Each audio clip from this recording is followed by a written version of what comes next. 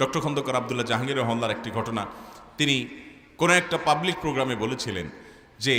কোনো এক আল্লাহর বান্দা তার জীবনে এমন একটা জটিল সমস্যায় পড়েছেন,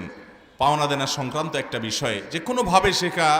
সেটা থেকে তিনি সমস্যা থেকে সমাধান করার পথ তিনি খুঁজে পাচ্ছিলেন না, উদ্ধারের কোনো পথ খুঁজে পাচ্ছিলেন না, এবং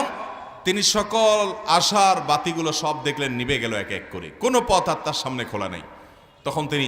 স্যার রহিমাল্লাহর কাছে এসে বলেছেন যে আমাকে কোনো একটা আমল কিছু একটা শিখাইয়ে দেন।